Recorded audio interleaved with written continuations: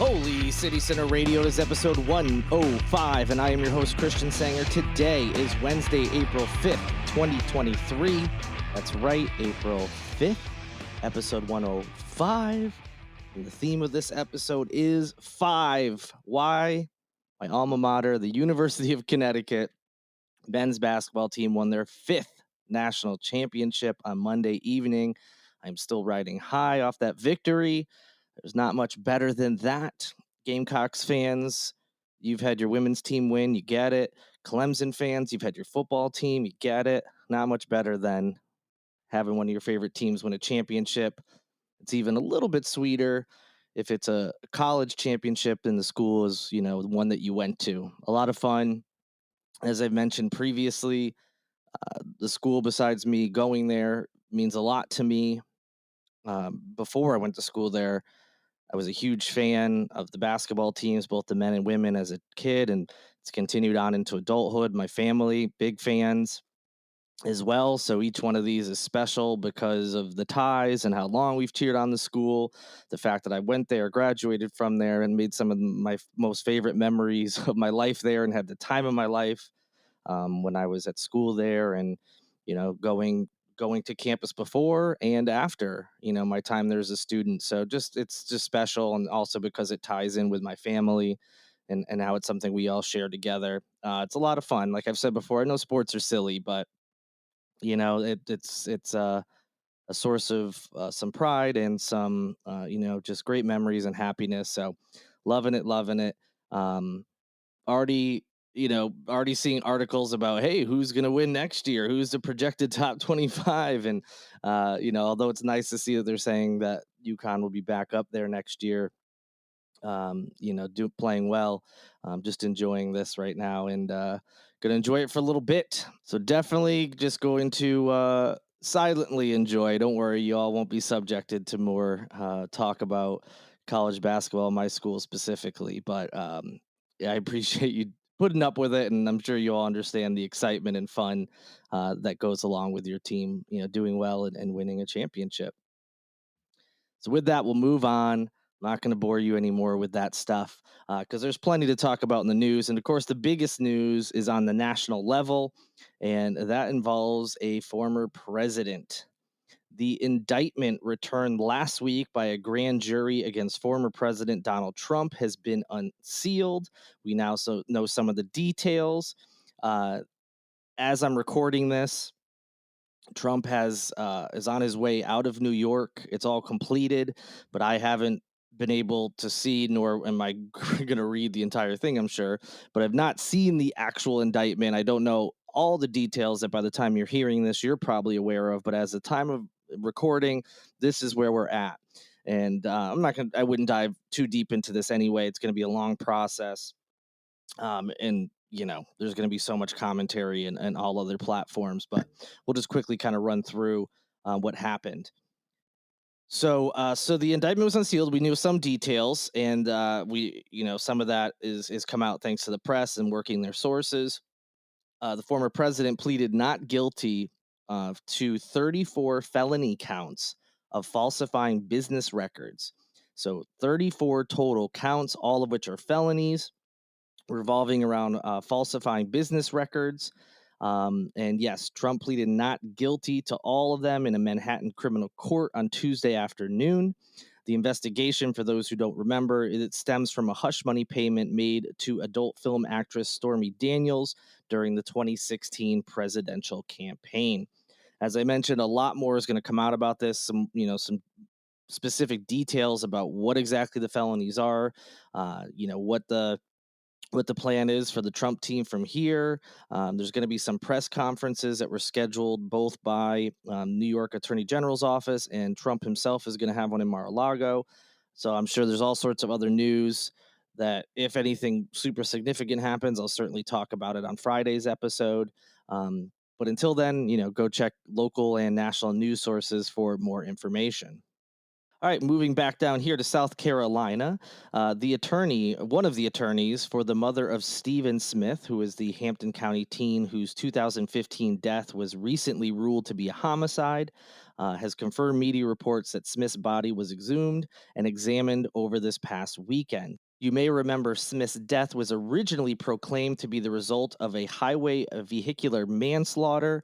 It was recently ruled that it's now a homicide. SLED reopened the case back in June 2021 after discovering new evidence during their investigation into the murders of Maggie and Paul Murdaugh. State police have also revealed that they were waiting until that Murdaugh trial was over before making this announcement. They did that out of concern that witnesses may not be so forthcoming under what they called the Murdaugh sphere of influence. So getting some of those details, that law firm, an attorney, the law firm is the Bland Richter Law Firm, which includes Eric Bland and Ronnie Richter. They are representing Stephen Smith's mother. Her name is Sandy Smith. So, in addition to confirming that, yes, indeed, Smith's body was exhumed and examined again and then reinterred, they also made another pretty significant announcement on Sandy Smith's behalf, and that is that she is allocating $35,000 from the money raised on her behalf through a GoFundMe account as a reward for information leading to the arrest of any responsible party in the death of her son. So you may remember some of these details.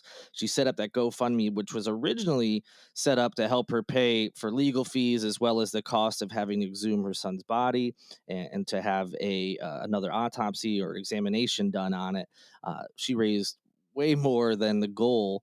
Last I checked, it was well over $100,000. I don't know where it ended, unfortunately, but she had enough to pay for all that stuff she wanted to, and is also putting up $35,000 for a reward. Her law firm urges anyone with information about the events leading up to Stephen Smith's death to come forward and contact SLED. That reward I mentioned is being offered for information that leads to the identification and conviction of the person or persons responsible for Stephen Smith's death. Excuse me. Anyone with information about his death is urged to contact SLED at 803-737-9000. That's 803-737-9000. You can also email the following email address: tips at sled.sc.gov. Check the show notes for a link to these stories, which will have that phone number and email in case you didn't get a chance to write it down, if you do, in fact, have some information. And our last story for today is an update on one I talked about recently. You may remember a Charleston County School Board member was facing calls to resign after it was alleged he had made some comments during a meeting regarding a teacher, and it was said that his comment involved him saying something to the effect of, if his son's teacher had announced to the class, or I'm sorry, if his kid, I don't know if son, daughter, if his kid's teacher uh, told the class that they were trans, that he would show up at their house with a gun. That was what was alleged. He didn't respond that evening, saying that, once the allegation was made, they went into an executive session. He wasn't allowed to talk about those things. The school board came out with a statement that really didn't say much, but basically just said they're going to look into it and take these accusations seriously, et cetera, et cetera. Well, now finally, that Charleston school board member, whose name is Ed Kelly, has finally released a statement. And in addition to denying the claims, he's also saying he will not resign. So, as I mentioned, he faced calls to step down from the school board. Um, and he tried to clarify what he says actually happened during that interaction he had at a meeting. He said that a parent had reached out to him after that parent's child came home from school upset after a teacher announced that he was transgender and would soon use male pronouns rather than female. In his statement, Kelly uh, called that teacher's actions, quote, totally wrong on a variety of levels, end quote. He goes on in his statement, to say that the teacher shouldn't have this unilateral discretion to make statements about personal sexual choices to children without consulting school officials, including the superintendent and principal, who he says in turn have a moral imperative to engage with parents. So I'm not going to go over his whole statement. Link is in the bio. You can see it.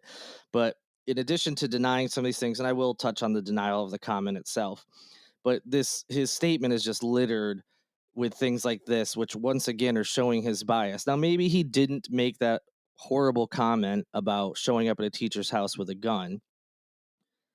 That's entirely possible. But as we've said throughout, his bias and his bigotry, at worst, at best, ignorance, is clear in everything he says and his actions. From trying to prevent teachers to be able to ask students if they have preferred pronouns or even give their own pronouns if their pronouns differ from what they were assigned at birth. And so other comments like that show up. And I mentioned too when he was trying to say, "Oh, this isn't to say students can't talk about these things somewhere in school," saying that if they have a mental health issue, they should just be able to talk to the appropriate people. So again, as I mentioned previously, that was him saying that being trans is a mental health issue, which it isn't. So this statement has a lot of that kind of stuff where he's denying this awful comment that he allegedly made, but continues to say things that again just make you like think I'm even though he's denying it, it seems like something he would have said because he's just so ignorant and or bigoted. So anyway, the first part of that was him saying in his statement, saying that the teacher shouldn't talk about personal sexual choices. I, Maybe I'm just playing semantics here, but being transgender isn't like a sexual choice. Why this has nothing to do with sex. Now, I get it when you're talking about if a person is male or female, I get how that can relate to sex, but just saying like, "Hey, I go by Miss or Mrs. whatever right now, but I want to go by Mister." That's not talking about anything sexual in nature. Do you know what I'm saying? Like, again, maybe I'm playing semantics here. To me, it seems like a very deliberate use of words. And that's been kind of the game here. Trying to make this all seem like it has something to do with sex and grooming children. So by saying a teacher wants to go by Mr. versus Miss or Mrs., whatever it is, that this is somehow a sexual thing is false. If that's the case, just telling students that you go by whatever you were assigned at birth is the same concept. If a teacher can't talk about having a same-sex relationship, and again, obviously not in detail, but if a teacher can't say, which is what Ed Kelly and them would want, oh, this is, if it's a male teacher saying this is my boyfriend or my husband, if that's sexual in nature, so is anyone who is cisgender. If a man says this is my wife or girlfriend, it's not different. So if one is sexual, the other has to be as well. But that's obviously not what he would want me to point out, but it seems that's exactly what's going on here. So he goes on to talk about how he felt the teacher demonstrated poor judgment with no consideration of what he called the emotional impact or confusion forced upon these young, impressionable children. Um, and goes on to say that they should have talked to the school administrators and this is something sensitive and yada, yada, yada. And, look, I get it. At a certain age, something like that may be confusing to a child, you know, especially I would imagine if a child had a parent like Ed Kelly, who likely doesn't tell his children that trans people exist or gay people exist, or if he does, he's probably telling them how evil and terrible and mentally ill they are. Yeah, that might be confusing to children like that. But to parents who don't preach hate, and again, I'm just alleging, I don't know what Ed Kelly does, but I'm just saying in general, parents that don't preach hate, don't tell kids that certain people are bad or wrong. This isn't that confusing at all, now is it? So again, he's just putting all this out there. So, as far as the comment itself, he claims that there's just a single voice who made the claim about his statement. That's actually not true. There's been other people have said they've heard him say the comment as well. But in Kelly's defense, he has said the exact same thing on his side, that multiple people heard him say something different. What he claims he said is that given how understandably agitated the parent was, He applauds the father for making the right decision to write an email to the school instead of picking up a gun. So his that's what he claims his comment was, hey, well, as mad as that dad was, I applaud him for writing an email versus picking up a gun. Now, why did he make that comment? Because obviously he thinks that is a understandable reaction to a parent hearing that their kid's teacher is transgender. To him, logically, it makes sense to pick up a gun. He's claiming he doesn't like violence. He's glad that the person didn't do anything violent and is glad that he wrote an email instead. But by saying that comment, he's implying that although he doesn't condone it or support violence, it makes sense to him that a parent would go that route. So again, you see the bigotry uh, that kind of lies underneath these comments. So again, even if that is the comment he said, that's still not a great comment to make. It's not a threat, which is worse, of course. A threat is always unacceptable, but this isn't a great comment either. It's like one of those, I'm just, I'm going to say this thing that sounds good, but then throw something at the end. You're like, wait a minute. Why did you even mention a gun? There was no talk of a gun. There was no talk of violence. Why are you even bringing this into the conversation? So, and also, just I realize now that I haven't mentioned this classroom. It's a bunch of fourth graders. We're not even talking about super young kids. I know fourth grade, impressionable things can still be confusing around these topics, but I just want to make sure you all knew it was a fourth grade class. And he also says in his statement, I fully agree with this father whose child was robbed of their innocence, which is also ridiculous.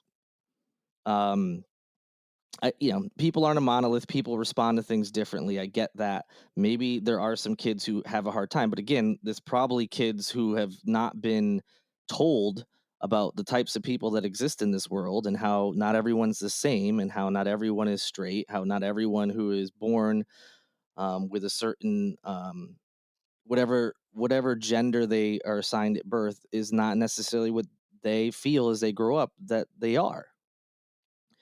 And I know that there's certain times where these topics are more appropriate, also depending on how deep you get into the conversation.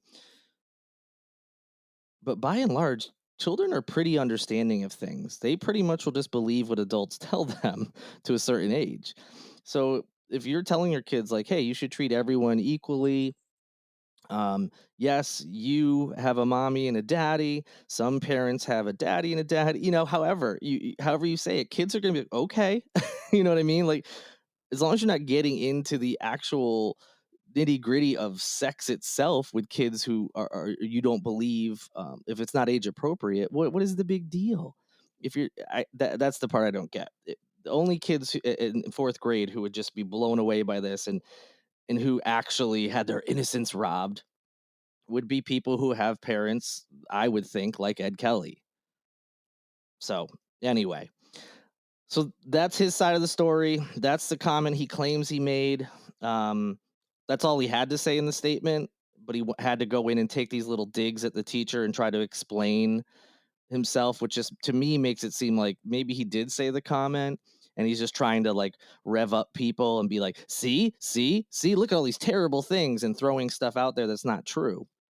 But he also had someone from the Charleston County chapter of Moms for Liberty, which we've talked about as well, who issued a statement, that basically wanted to back up what he said. So at this point, it's a complete he said, she said situation.